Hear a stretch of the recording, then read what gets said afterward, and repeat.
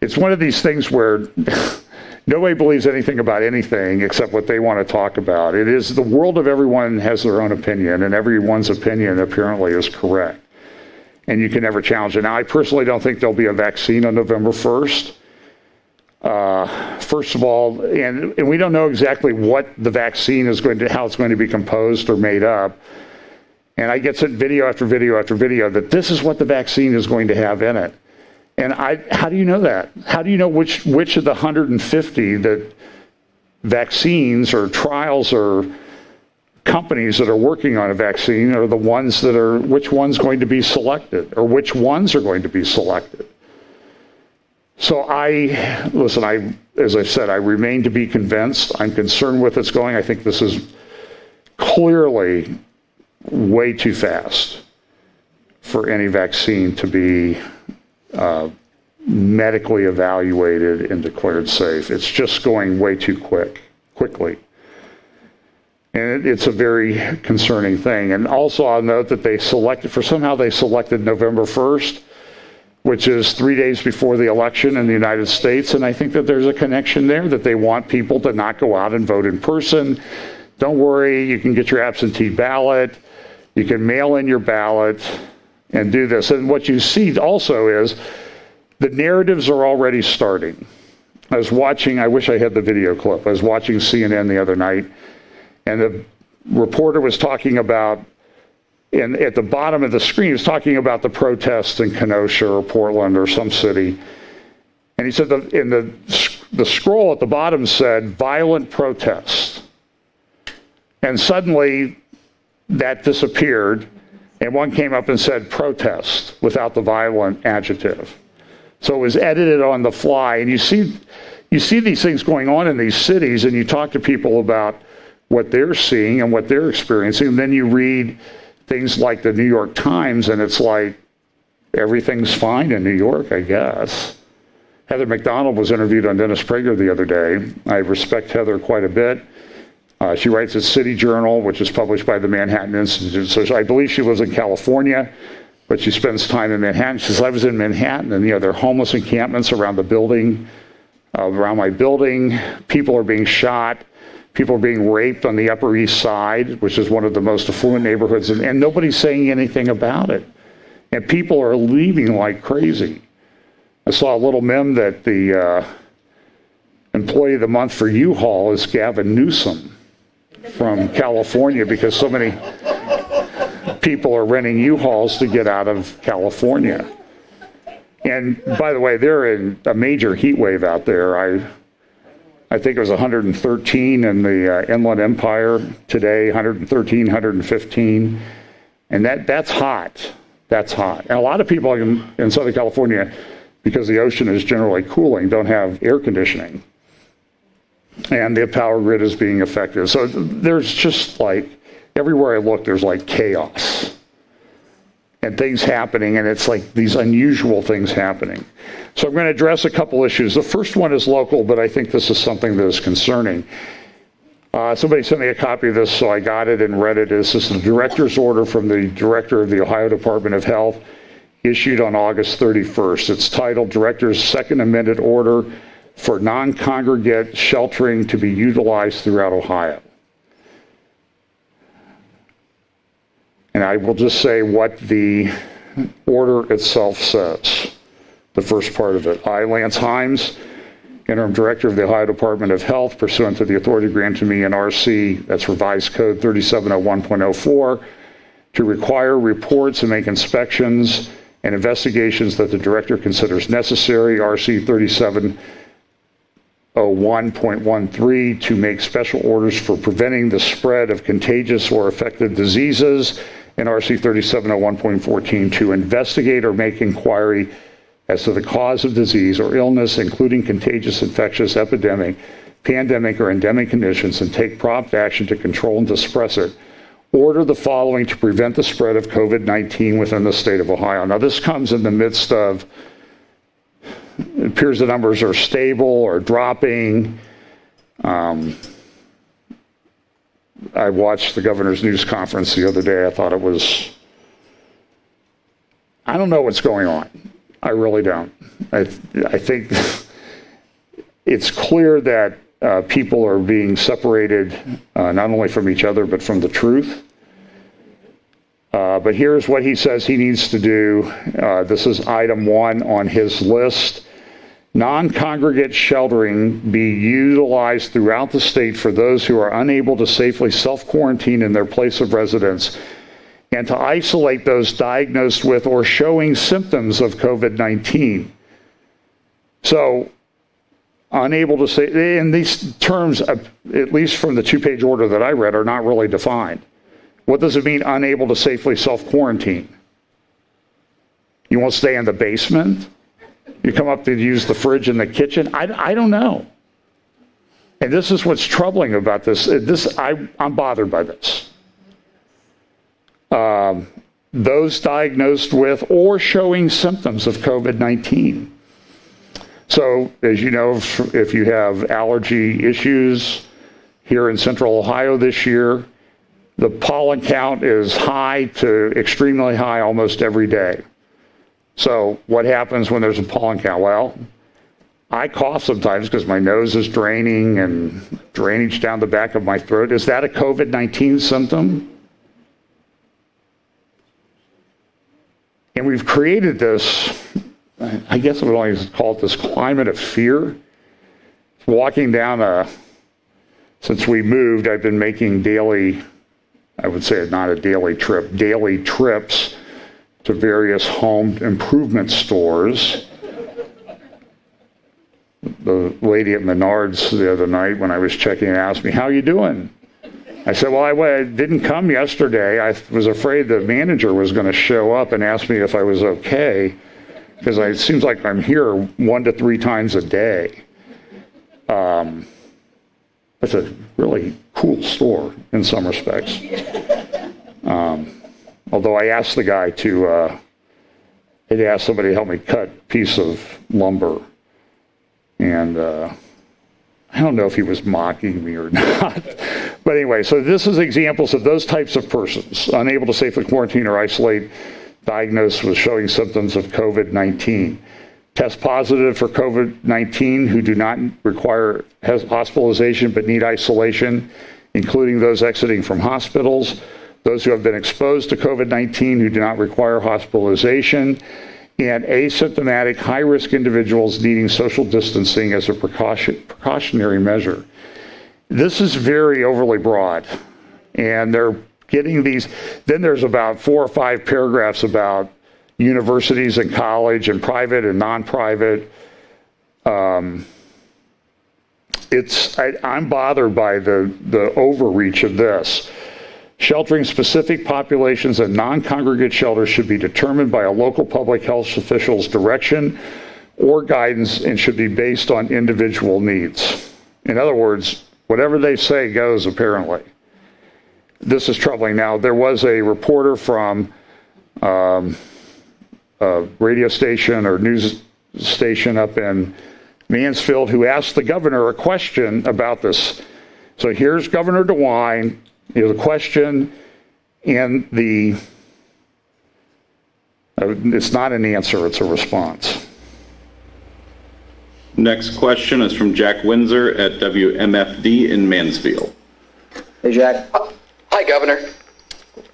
The order released on August 31st and signed by Lance Himes is a second amended order for non-congregate sheltering to be used throughout Ohio. The order states that FEMA sheltering will be utilized throughout the state for those who are unable to safely self-quarantine at home. Governor, who decides whether a resident is safe for self-quarantine? What are the determinants? Does this apply to the entire Ohio population? And what authority do you have to remove people from their homes? Okay, very simple question. Primarily, Jack, that's going to be determined by individuals who think they're not safe at home. I'll get more information on that and I'll report back. But that would be my take on it. Next question is from Kevin Landers at WBNS in Columbus. Well, so what happened was, so that's like 45 seconds. And when that got put up on the Channel 4 website, that question and answer was cut out. I'm sorry. That question and response was cut out. That was not an answer. So what are they going to do? Are they going to do something like this that happened in Australia? I'm sure you've seen this maybe.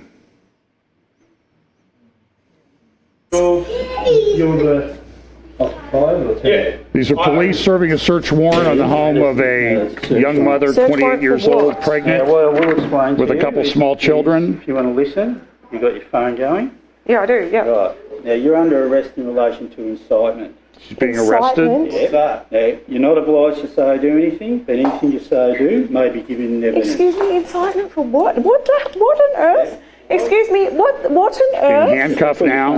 Can you, like, in relation record this? to- I'm in my pajamas. What's I this? had an ultrasound in an hour before Yeah, I'm she's pregnant, so I'll take it easy. what's this about? But I have an ultrasound Just let me in finish. an hour. Let me finish and I'll explain. It's in relation to a Facebook post, in relation to a lockdown protest you put on for Saturday. Yeah, and I wasn't breaking any laws by doing You that. are actually. She posted on social media about protesting the How can lockdown. you arrest her? In front That's- of my 2 children. Can't you just say to her, take the post down? Like, come I'm on. happy to delete the post. This is That's ridiculous. right. Yeah. But I have to give you these caution rights, you understand? Yeah, that's You're fine. not- Like, I'm not happy to obliged delete the say post. do This is anything. ridiculous. Like, Anything this you is say in front of do my, that's may be fine. giving evidence, you understand that? So Yeah, what they that's fine, did but was, my you can two turn the kids sound are down. This goes on for a couple minutes. They eventually lead her away.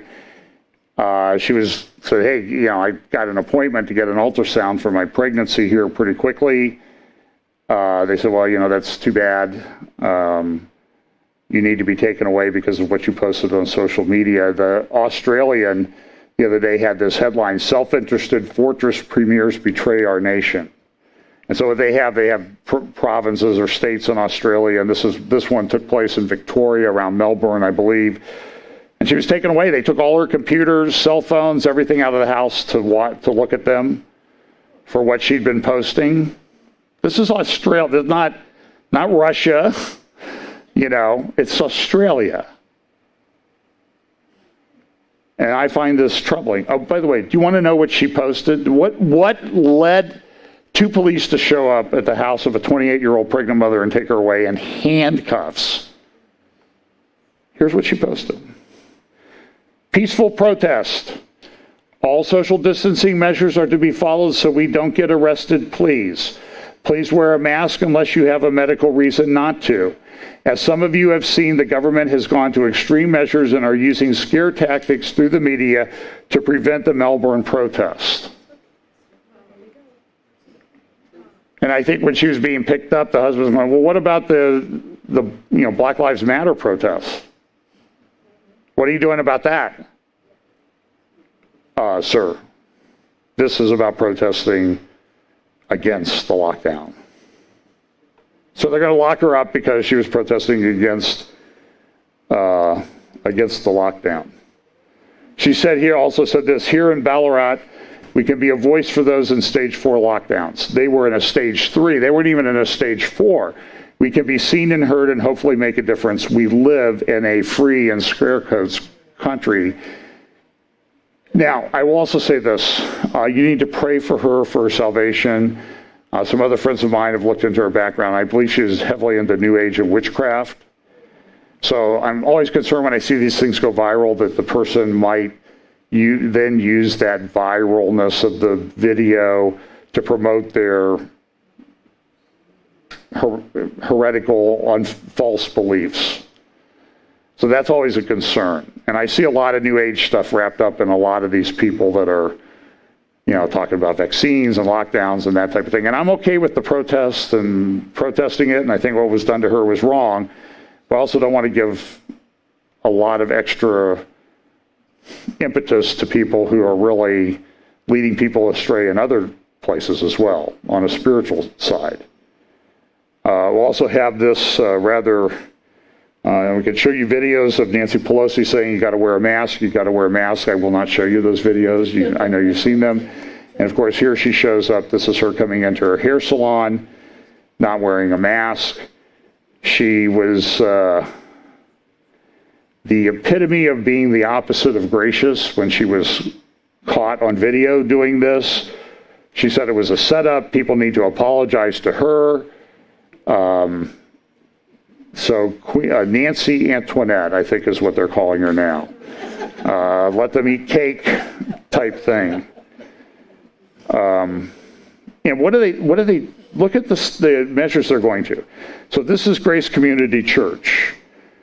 This is the auditorium. You can see the big building there, Master Seminary, the education building and offices. And you can see they're right around the church. There's not a lot of parking. I've been there many times myself. And so what they've done is they've always leased these two parking lots, and these are pretty big parking lots, for people to park, because they get, I don't know, 4 or 5, 6,000 people a service, and you're going to get 4,000 or 5,000 people parking there, and there's not really good public transit in that area of Los Angeles, the San Fernando Valley. So they lease these parking lots. They've leased these parking lots and paid them, the city, every month or every year since 1975. So by my reckoning, that's 45 years. Well, they tried to shut down the services. The county keeps losing. County and city keep losing at the court level. The judges have allowed them to go forward with services, in-person services. And so what did the county do? The county exercised its rights to terminate the lease on those parking lots this week, immediately, which they're right under the lease. They have that right. But you can see there's a flood channel that goes down. That's a California river there, the concrete channel. Sometimes it's full of water. Very rarely is it full of water, especially this time of year. So the lots really aren't an area where people are going to be building anyway. The county's making money, getting rent, and so so this is not about the vaccine. This is about shutting down the church at this point. I don't think there's any question in my mind about this. And so the question is how far they're going to go, as far with this as they can. Now, I've heard people suggest, well, when the election is over, all of this will stop. I don't think so, folks. They'll do as much as they can get away with. And it's insane. Liberty this week, Liberty University, which had its own problems with its president, which are very disturbing, has a convocation. Now, I could show you clips of Liberty Chapel where they bring in people to talk about the Enneagram and other things. They have Glenn Beck come, they've had Stephen Furtick and some other they have good people come in and talk, but they have sort of a parade of people that if I had a kid there, I wouldn't want them listening to that. Because it's never balanced. Do they ever have anybody come in and say, well, here's why there's a problem with Stephen Furtick? No, they bring Stephen Furtick in, right? But do they ever bring somebody in who might have the ability to discern what might be wrong with the Stephen Furtick or wrong with the Enneagram? Do they ever do that? That's a rhetorical question. The rhetorical question is one to which the answer is obvious, and the answer obviously there is no, they never do that. So this week they had Andy Stanley. Andy Stanley's church, North Point down in Atlanta. Their campuses run about 30,000 or so on a Sunday. Son of Charles Stanley. And before the question's asked and the discussion takes place in the YouTube comments, well, certainly Charles Stanley doesn't know what Andy's doing. I see this all the time. I'm like, go look it up. Go look at all the cruises that Charles Stanley has sponsored recently, where he speaks. Andy goes and speaks at those cruises every year. Now, I'm sure there's stuff that Andy says is right, but he's big in the Enneagram. First hour, I told you about the 45-minute mark of this interview that you'll see, he was saying that, my kid's Enneagram score, I would always check that. He promotes a guy named Ian Crone, who is a big follower of Richard Rohr, who, as I mentioned in the first hour, is a Buddhist Catholic monk. I cannot believe that any discerning Christian, let alone a pastor, can't see through that. Well, I can believe it. I would hope that it's not true, but unfortunately it is. So they ask Andy, so you guys are locked down while you're doing it. So I'm going to play a little bit longer clip because I want to put everything in context. I want to be things. So they say, John MacArthur says you should be meeting and you're not meeting. What's the deal? And this is Andy's response. When you're not sure what to say or do, you ask, what does love require of you? So with that as this overarching Christian ethic, when it comes to a decision like this, just as I'm to ask that question in my marriage, we as the body of Christ who represent Christ in our community are to ask that for our community. What does love require of us? And here's what we always know what love requires.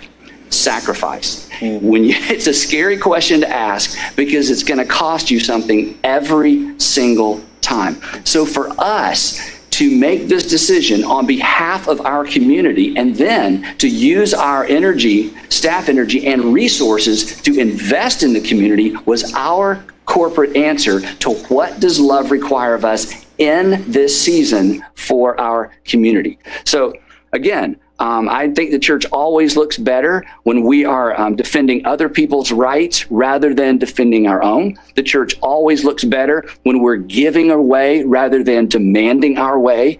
And this is what Jesus modeled. People on the other end of this argument, I keep hearing them say over and over, the Lord commands us to meet. The Lord commands us to meet. He does not. He commands that we lay down our lives for our friends, that we do what's best for others. Even the Apostle Paul said this when describing Jesus in his letter to Philippians. He said, he who was equal with God did not consider equality with God something to be grasped. He who was made in the image of God did not. In other words, Jesus, this is amazing. Jesus never played the God card. He never said, okay, by the way, I'm God, right?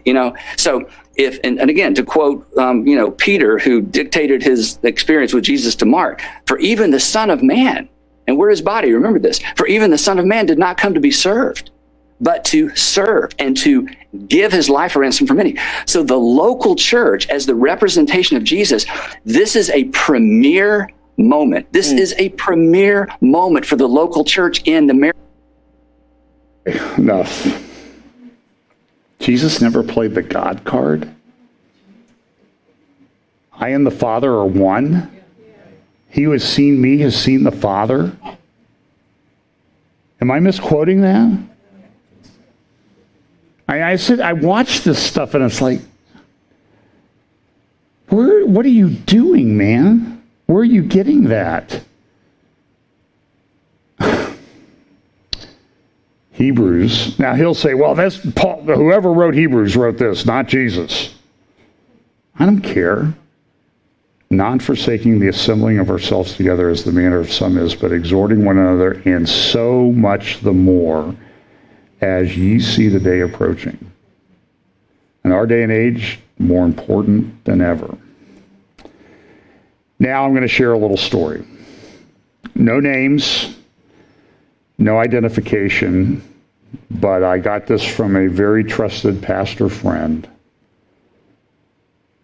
And what happened in a local Christian high school, not local here, but local to where the pastor lives. The Christian school where this 15-year-old student attends was doing Zoom classes. During the Zoom class, one of the female students in the class put up things in favor of Black Lives Matter. She's notorious for being pro-homosexual marriage, pro-abortion, et cetera, et cetera. This student put up a couple things on his Zoom panel.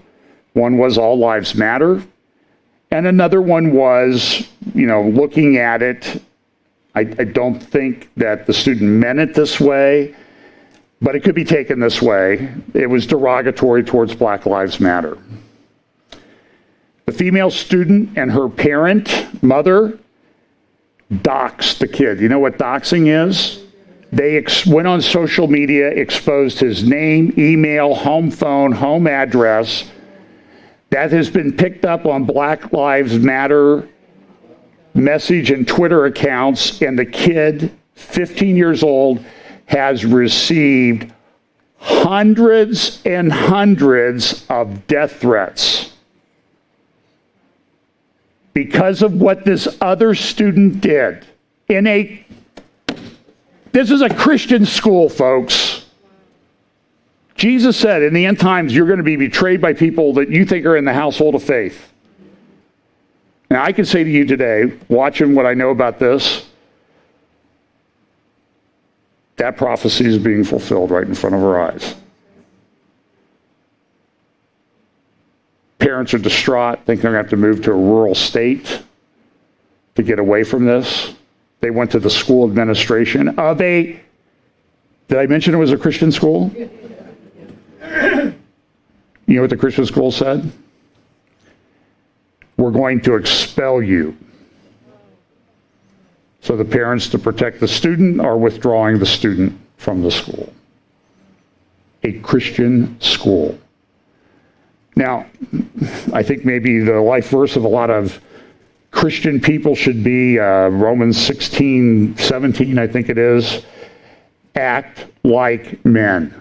Where are the men that'll stand up to this? This is pathetic.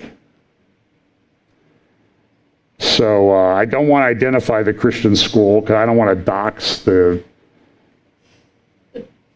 superintendent that did it. But I know where it is. I'm tempted to pick up the phone.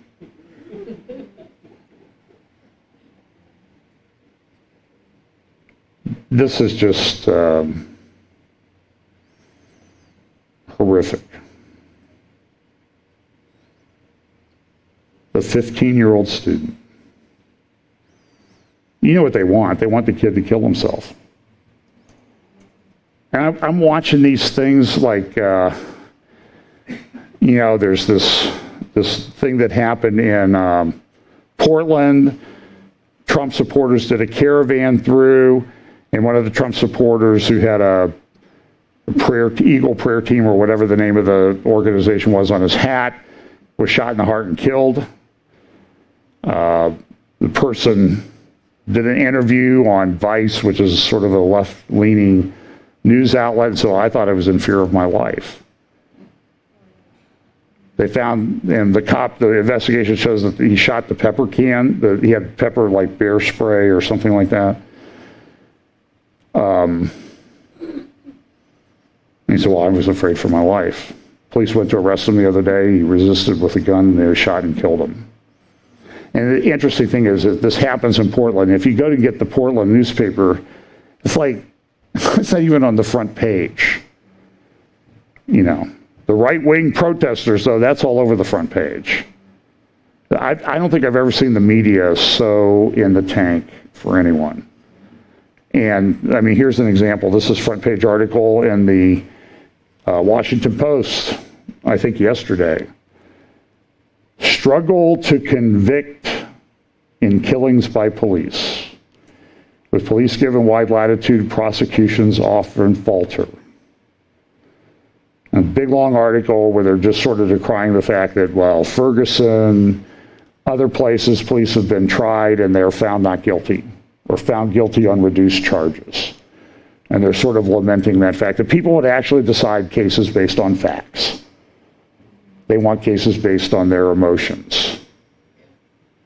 And they have their hope in this article. This is a quote. Some believe the summer's unrest could transform what happens in the future. Okay. Why? We could become more postmodern and disruptive than we already are. That's what you want.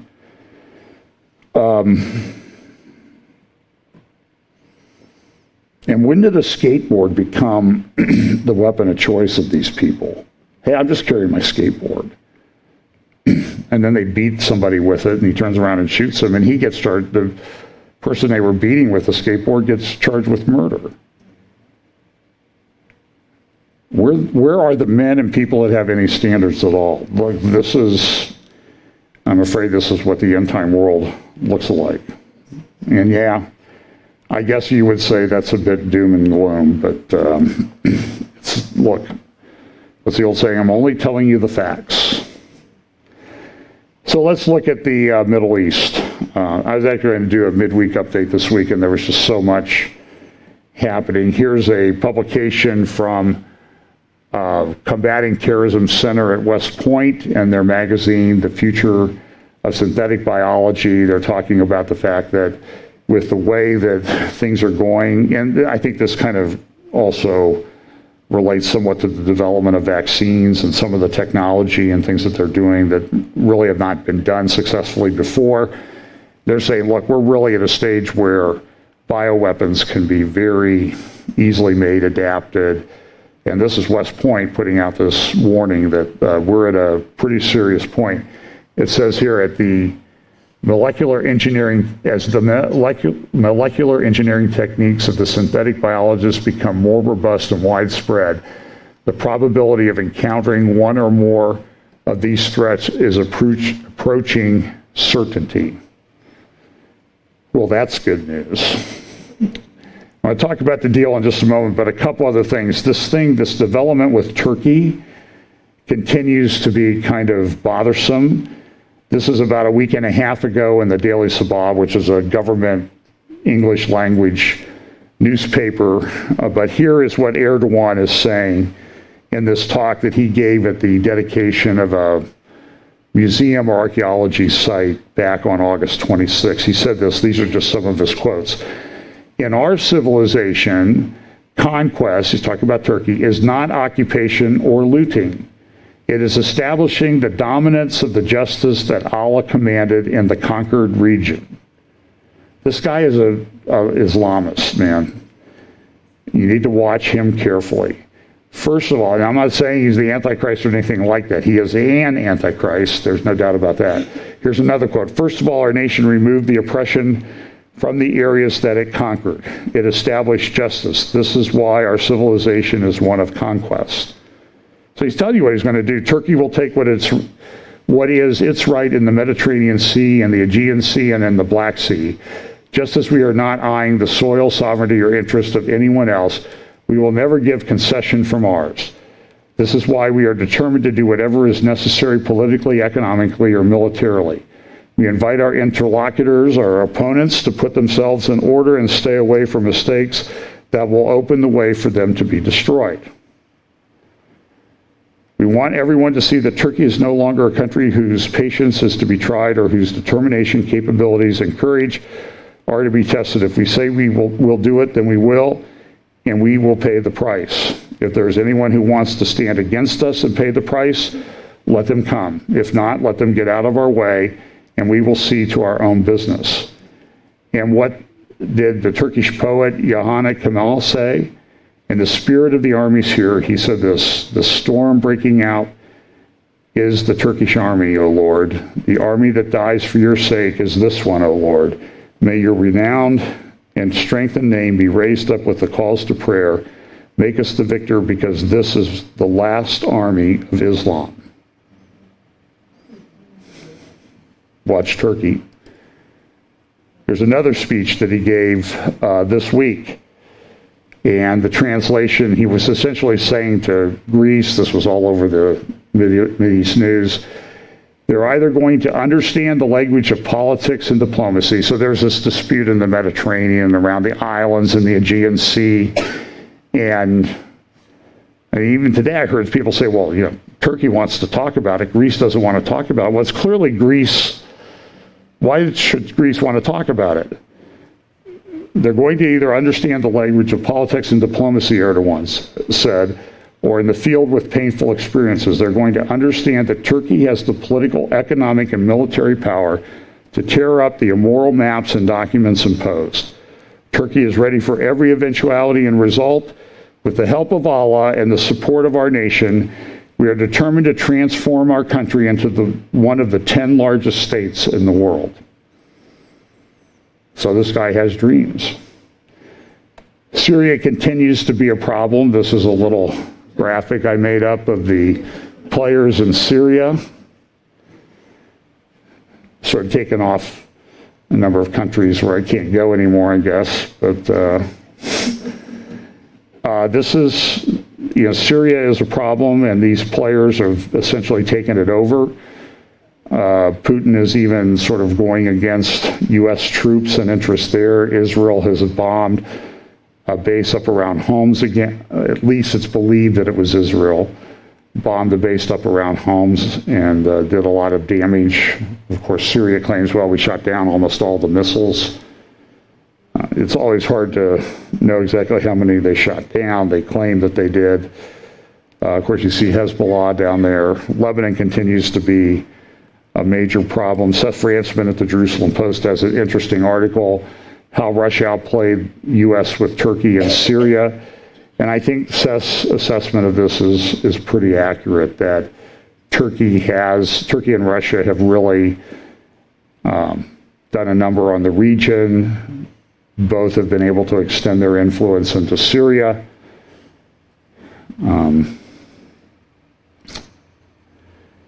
And Assad remains in power. And I don't think anybody 9 years ago when that whole thing started would believe it. This is a publication of the report to the United States Congress, East Africa Counterterrorism Operation, North and West Africa, looking at things in the region. Particularly, there's about a 5-page summary of what's going on in Syria, where both Russia and Turkey are trying to extend influence. And it's interesting that Turkey and Russia are also engaged as we speak, or soon will be engaged, in live fire exercises in the Mediterranean. So while they do clash, their interests clash from time to time in Syria, they're also cooperating in live fire exercises. And who knows what's going on with a country like North Korea. But here's what the counterterrorism thing says. While the Syrian mercenaries have bolstered the operation. So what Turkey did was Turkey has taken a bunch of mercenary soldiers from Syria, transported them, about at least 5,000, to Libya, where they're sort of wreaking havoc, I guess is the best way to say. They support the UN-backed government. Russia supports the other government. Russia's sending their Wagner private military mercenaries in. So Turkey and Russia are kind of at odds there, but they're also doing joint military exercises together. It's a very strange world. So this is, so the Defense Intelligence Agency assessed that the growing Wagner group present gives Russia increased influence over the outcome of the Libyan civil war. Since the initial deployment started in 2019, Russia's been extending its influence there. So we know that Russia's going to fall into this orbit eventually, and whether it's Turkey or Russia that's really in charge, I don't know that it's all that important. So, and I see my slides somehow are all out of order, so let's see if I can make some sense of them.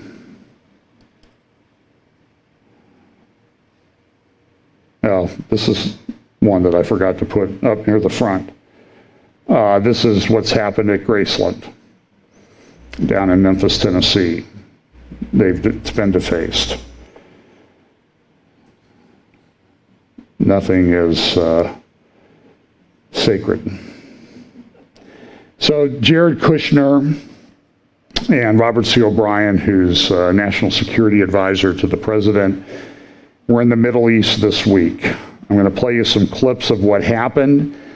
They were there to shore up the agreement between the United Arab Emirates and Israel, and also to go to other Arab countries to see if they could get them on board. We know that a week ago, Pompeo visited a bunch of countries, Sudan, Bahrain, the UAE, Oman.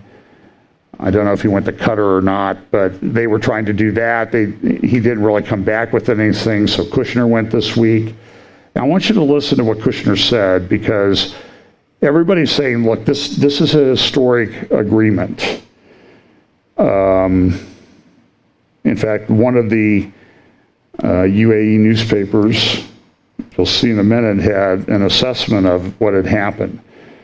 So what happened was there was a flight from Israel over Saudi Arabia to the United Arab Emirates to Abu Dhabi. And here's, this was a screen that was in the Israeli airplane. This was an Israeli El Al plane. And usually that flight would take 7, 8 hours because they would have to fly around all the foreign countries' airspace that won't allow an Israeli plane to fly over their airspace. So this was a pretty significant thing that Israel was able to fly direct over Saudi Arabia to Abu Dhabi, to the United Arab Emirates.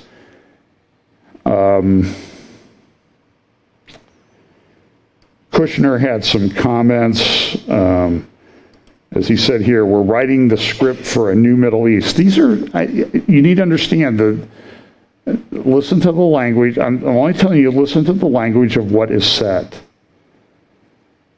Because I think it's very significant. I think this is a big deal. And I think this is a big deal from Bible prophecy. They took the flight over Abu Dhabi. This is the Israel Hayom front page, showing the connection between Jerusalem and Dubai. And then there was a news conference. Here's some comments from that news conference. First, a clip of Prime Minister Netanyahu. It will pave the way for other countries to normalize their ties with Israel.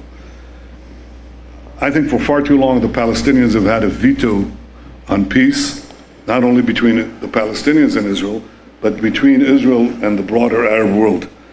And if we're up to some of these Palestinians, Israel would have to withdraw to the indefensible 67 lines, expel over 100,000 Jews from their homes in our ancestral homeland, divide our capital, Jerusalem, flood Israel with descendants of refugees, put our country at risk while still refusing to recognize the one and only Jewish state. Now, this has been a long-held position on them. I told Jared and the delegation that on the 100th anniversary of the Balfour Declaration 3 years ago, they were suing Britain. They planned to sue Britain for the Balfour Declaration. So if we have to wait for the Palestinians, we would have to wait forever. Well, no longer. Two things have changed that. The first thing is the Trump plan, and the second thing is the willingness of Arab states, supported enormously by the United States of America, to advance peace without a Palestinian veto. The National Security Advisor O'Brien's comments, I think they're a little bit redundant, but here's Jared Kushner, who spoke at the same news conference with Prime Minister Netanyahu. 4 years ago, my father-in-law asked me to work on peace in the Middle East. I've given it my all. There is still much work left to accomplish, but the Abraham Accords is a giant step forward.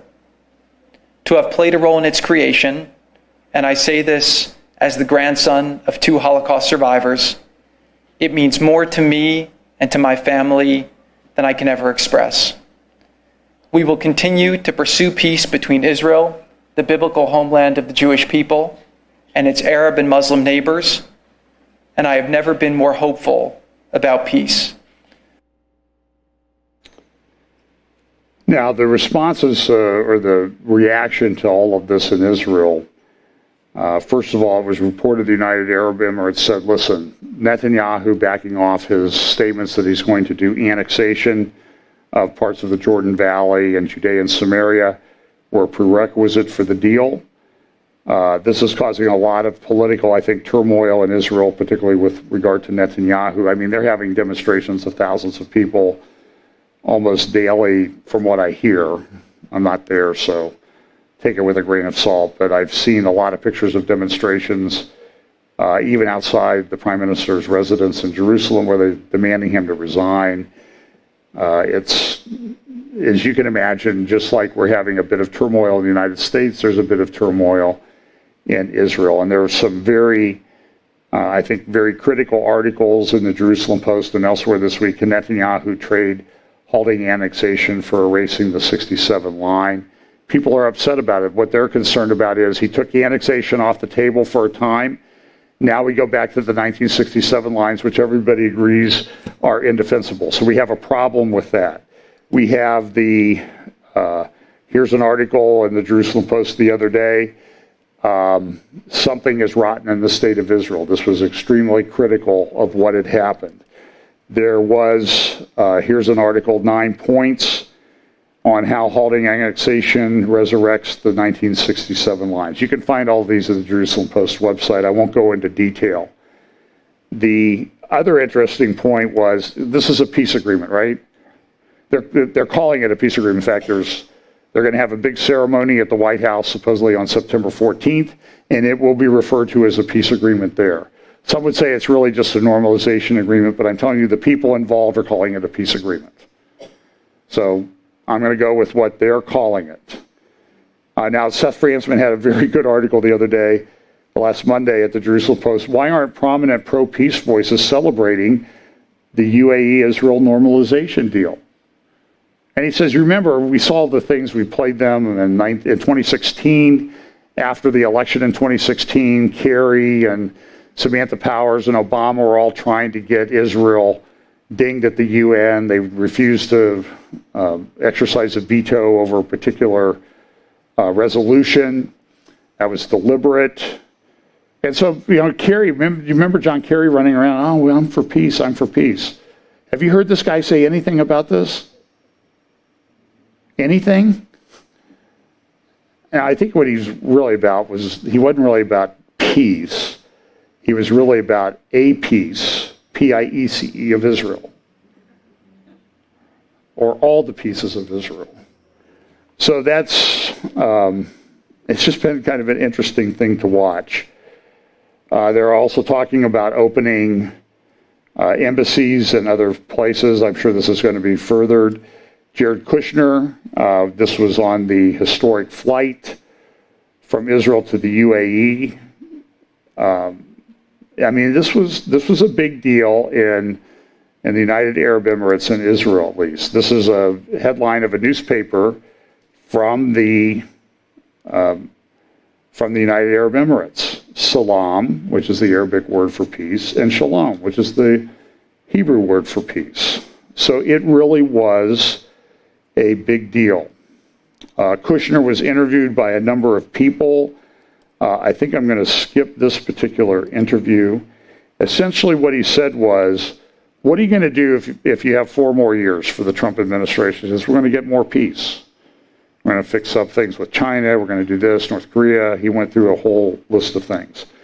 Here is what Kushner said at the airport before he left, as he was getting ready to get on the flight to go to, but I can't remember if this was in Tel Aviv or after they arrived in Dubai, but here's a little video clip of that.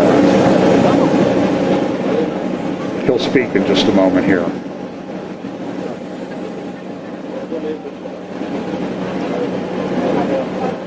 I prayed yesterday at the wall that Muslims and Arabs from throughout the world will be watching this flight, recognizing that we are all children of God and that the future does not have to be predetermined by the past.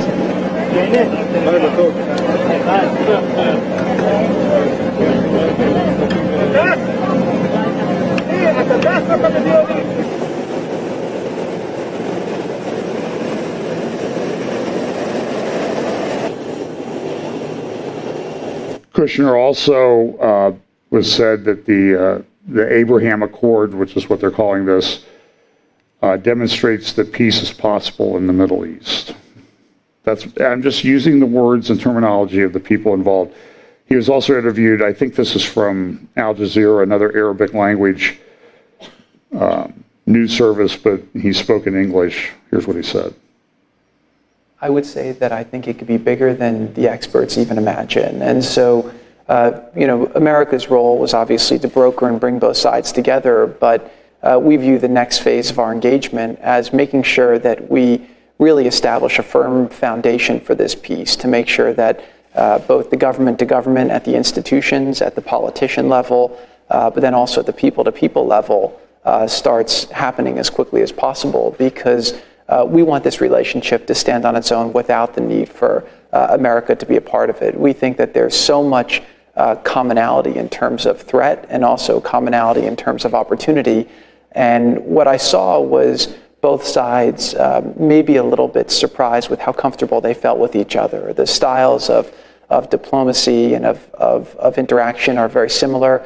And again, when I travel to Israel, I don't feel very different than when I travel to United Arab Emirates or Saudi Arabia or Bahrain. So I actually hear the same things. I'm just looking at people who perhaps are from different places, but they're saying a lot of the same things now. And so what America's tried to do is bring people closer together, because this region will be stronger if it's united and if there's more opportunity for people. And so it was really a very hopeful meeting and quite exciting.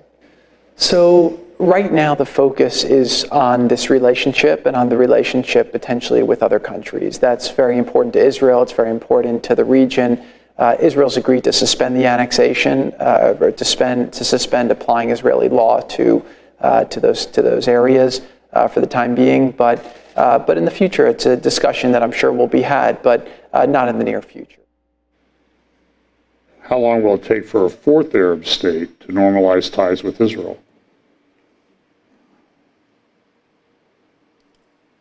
Obviously, I think it happened, but the reality is that a lot of people were very envious of the move that the United Arab Emirates made. A lot of people want access to the technology and economy and a lot of the different advancements that Israel has. I mean, Israel's like another Silicon Valley for the Middle East here, and they're open for business, and they're very excited to interact with the Arab and Muslim world. And purely from a faith point of view, a lot of Muslims now are very excited to be able to fly through the United Arab Emirates to go and visit and pray at the Al-Aqsa Mosque and to visit the other holy and majestic sites of Israel. So I think that this is going to be the start of something very exciting, and my hope is that more and more countries will want to do this, because it doesn't benefit anybody by being apart. It's just it allows myths to permeate. It allows people to have misperceptions, and we don't solve problems by not talking to each other. You think you might see one day all the 22 Arab states normalizing ties with Israel? Them to do it, and I believe that it's the right thing to do over time. And so I am an optimist. That's my blessing and my curse in life. It's more fun to be an optimist than a pessimist, but there's 1,000 reasons why it should happen, and there's very few reasons why it shouldn't happen. So my hope and my prayers are that the leaders have the strength and the courage to make the right decisions and to not be discouraged by the vocal minorities. Twitter is not a real place. The people who are angry on Twitter, and then you have some radicals, but the people who are against normalization are people who are against progress, right? Normalization is about giving everybody opportunity, respecting each other's faith, and having a more stable region. If you're against normalization, then what are you standing for? You're standing for extremism, you're standing for division, you're standing for intolerance. And so I think that thanks to the United Arab Emirates leadership now, people are looking at it through that prism, and I think it will create a much bigger coalition, what I call a vocal majority that will be in favor of normalizing relationships. This was a tweet that someone put up. American sources say this: Crown Prince Mohammed bin Salman has promised that once he is crowned King of Saudi Arabia, he will sign a peace treaty with Israel. At present, his father, King Salman, is adopting the Palestinians' position on normalization with Israel. And one of the places that Kushner stopped on his trip was he had a meeting with Mohammed bin Salman in, I believe, Riyadh. Or maybe, it was in Neom, I think.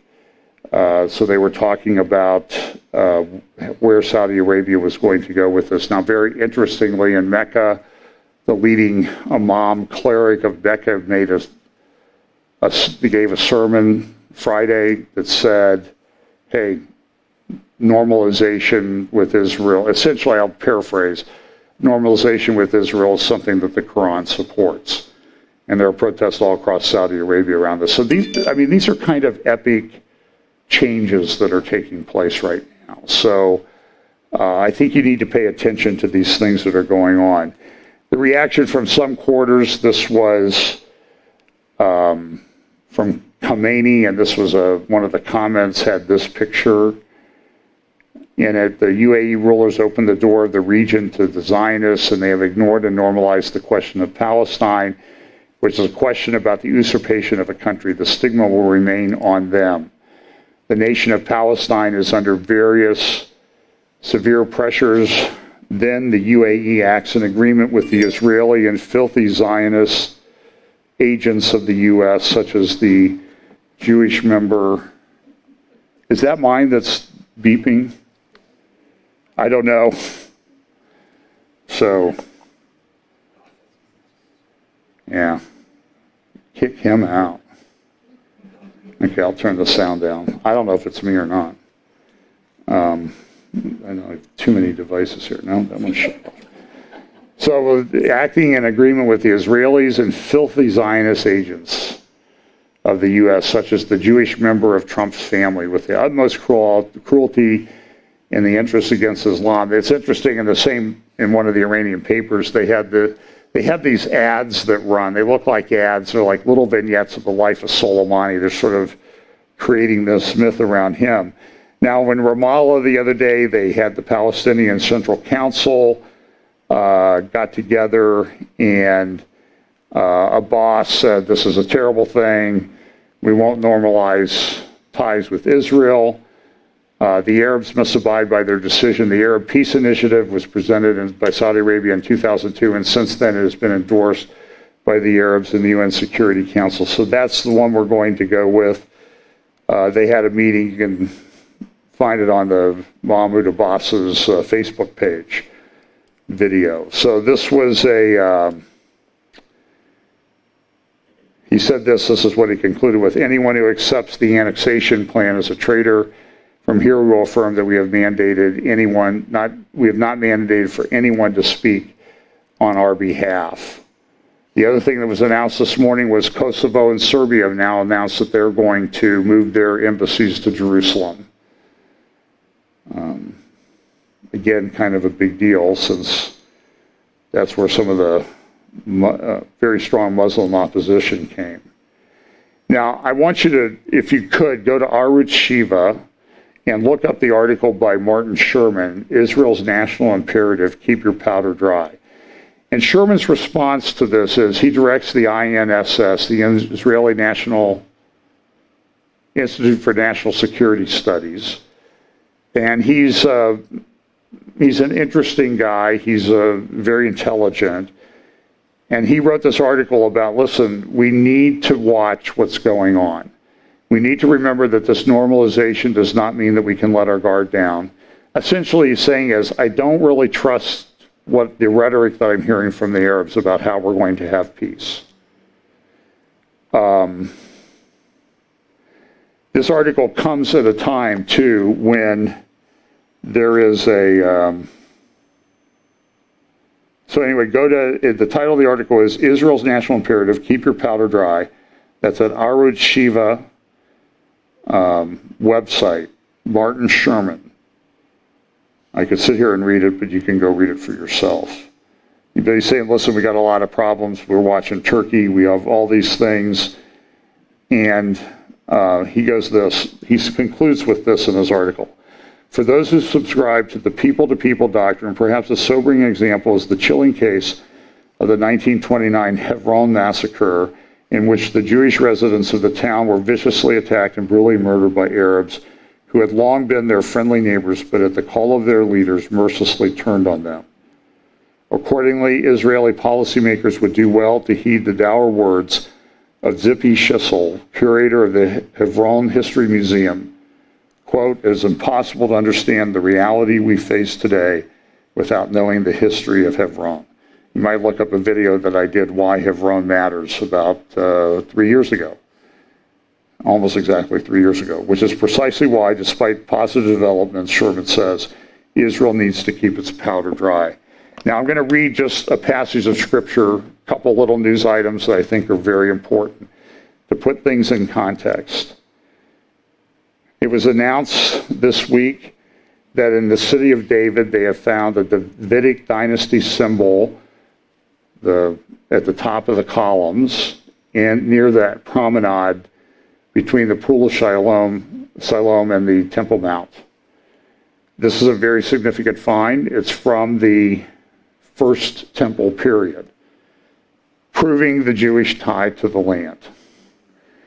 And I think you ought to take, so we have this desire of Kushner to get this peace arrangement with all of these Arab countries. But Sherman says, watch out. So, because I think they might be conniving in secret. That's essentially what he's saying. Here's what Psalm 83 says. First of all, Deuteronomy 7 says that when they come into their land and you've cast out the people, what's the one thing you're not supposed to do? This is in the Torah. Thou shalt make no covenant with them. What are they doing now? Yeah, they're making a covenant. They're making an agreement with them. But just listen to what Psalm 83. So put it in the context, we're pushing for these nations. And I believe the nations are actually identified, these nations that they're pushing the peace with are identified in Psalm 83. Now, I'm not saying this is it, but I'm just saying it's something you need to consider. Keep not thou silence, O God, hold not thy peace, and be not still, O God, for lo, thine enemies make a tumult, and they hate thee, and they that hate thee have lifted up the head. They have taken crafty counsel against thy people, and consulted against thy hidden ones. They have said, come, let us cut them off from being a nation, that the name of Israel may be no more in remembrance. For they've consulted together with one consent, they are confederate against thee. And there's a question, look, is this prophecy? Is this a prophecy? If it is a prophecy, it has been fulfilled, or has it not been fulfilled? I happen to think that it describes a condition that will exist in the end times. The tabernacles of Edom and the Ishmaelites of Moab and the Hagarenes of Jabal and Ammon and Amalek, the Philistines with the inhabitants of Tyre. Asher is also joined with them. They have hope in the children of Lot. Do unto them as unto the Midianites, as to Sisera, as to Jaban, at the brook of Kison, which perished at Endor. They became as dung for the earth. Make their nobles like as Oreb and like Zeb, yea, all their princes as Zebah and as Zalmunna. Now this is kind of interesting that this is what was going on at the time of Judges. They also mentioned Zalmunna and Zebah. It says this, then Zebah, Judges 8, chapter 8, verse 21. Then Zebah and Zalmunna said, rise thou and fall upon us, and as the man is, so his strength. And Gideon arose and slew Zebah and Zalmunna and took away the ornaments that were on their camels' necks. Now that's what the King James says. I think a little bit better translation is the New American Standard and other translations that say that they were really not just ornaments, they were what? Crescent ornaments. Could this be connected to the situation that we see today? Back to Psalm 83. Who said, let us take to ourselves the houses of God in possession. O my God, make them like a wheel, as the stubble before the wind, as the fire burneth the wood, and as the flame setteth the mountains on fire. So persecute them with thy tempest, and make them afraid with thy storm. Fill their faces with shame, that they may seek thy name, O Lord. Let them be confounded and troubled forever. Yea, let them be put to shame and perish, that men may know that thou, whose name alone is Jehovah, art the most high over all the earth. And so the question is that I would have, looking at what it says here, is when they're making these agreements, is there something going on in the background? Martin Sherman, who's very astute on these particular issues, says, keep your powder dry, Israel, because there might be something going on in the background. So we saw the incident, we saw the Davidic dynasty columns that were found in Jerusalem in the city of David. Complete surprise. It's really a very important archaeological find. And then there was this week. A hole opened up on the Temple Mount. Now, this is a pretty sensitive area. There's a lot of archaeology that has not even been excavated. So when there's a natural hole open up, everybody gets pretty excited. We're going to go look at it. In fact, a number of years ago, there was something like this happen, an exposed wall that archaeologists believed was one of the outer walls of the first temple, or the second temple. And what did the Palestinian Waqf do? They came and poured concrete over it. So this week, a hole opened up on the Temple Mount. You could see down into it. People are getting excited. We're going to go down there and look. And what did they do? Filled it with concrete. And so everybody says, oh, look at King Abdullah II of Jordan. He's so friendly towards Israel. He's the one who runs this thing. And anytime there's a chance that Israel might be proven to have a historical tie to the land, he lets the Waqf step in and obliterate the evidence. So my question is, so when you see these people making peace, and Jordan's had a long-standing agreement with Israel, but what are they doing in the background? What do their real actions show? So I think this is pretty, this is a pretty significant. It's the deal. It's a big deal, in my opinion. So that's all I have this week. Appreciate your patience. Again, I spoke first hour, talked about some of the ecumenical things that I've been observing for a while. So very very significant and important times that we live in. So let's pray, and we'll come back next week. Father, thank you so much for your word. We pray that you will give us the strength to stand in an evil day, to stand for the truth of the Word of God and not compromise, but also to act as Christians, but speak the truth in love and act in love towards those around us and share the gospel with them. I pray specifically for the student that is having to withdraw from his school, that you will put a hedge of protection around him and guide him in his life. Pray that you will comfort his parents, that you will help people who can support them to step forward. Thank you for the time that we can spend together. Bless us this week. In Jesus' name, amen.